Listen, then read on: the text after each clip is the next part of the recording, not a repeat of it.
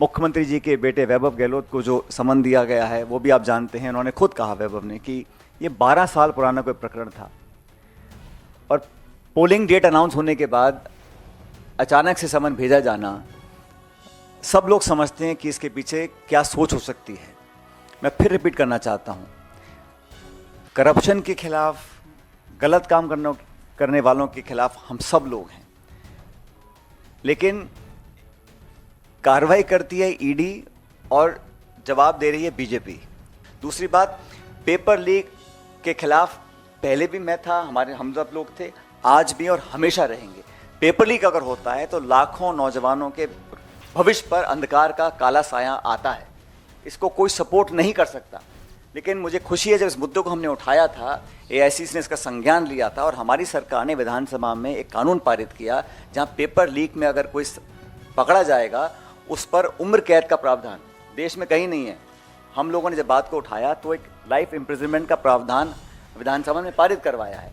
तो हम गंभीर हैं कि पेपर लीक जैसे इशू पर हम कार्रवाई करवाएंगे। ईडी वाले राजस्थान क्या आए, कांग्रेसियों में हड़कंप मच गया। पीसीसी चीफ गोविंद सिंह डोटासरा और कांग्रेस के उम्मीदवार ओपी हुडला के घर पर ताबड़तोड़ कार्रवाई को अंजाम दिया गया। ईडी की कार्रवाई से ऐसा हड़कंप मचा कि हुडला तो गायब ही हो गए। वहीं गोविंद सिंह डोटासरा के समर्थकों ने भी जमकर हंगामा किया। डोटासरा के बचाव में उनके समर्थकों ने खूब नारेबाजी की।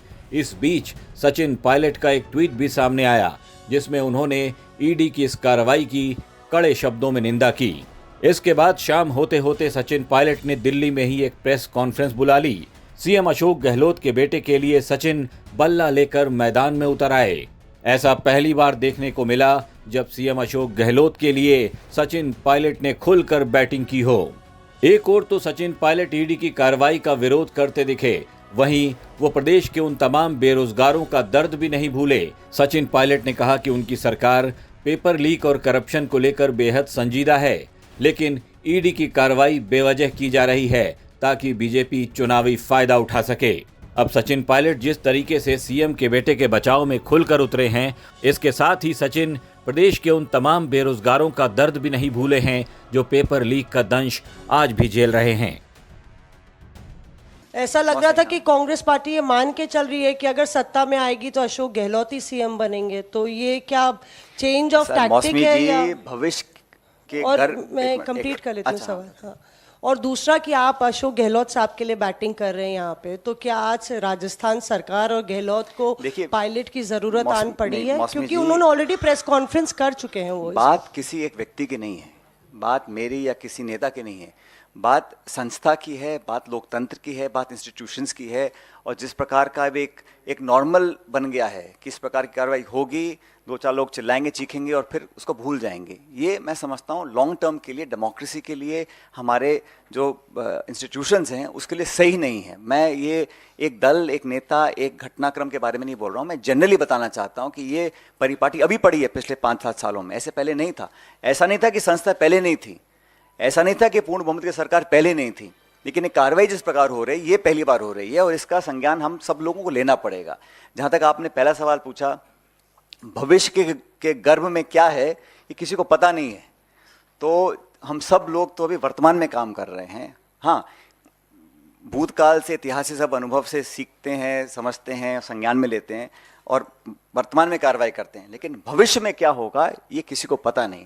तो हम सबका भी कलेक्टिव ऑब्जेक्टिव ये है कि हम कांग्रेस पार्टी को जिताकर बहुमत लेकर आएं, उसके पश्चात किसको क्या जिम्मेदारी दी जाएगी इसका निर्णय पार्टी करेगी।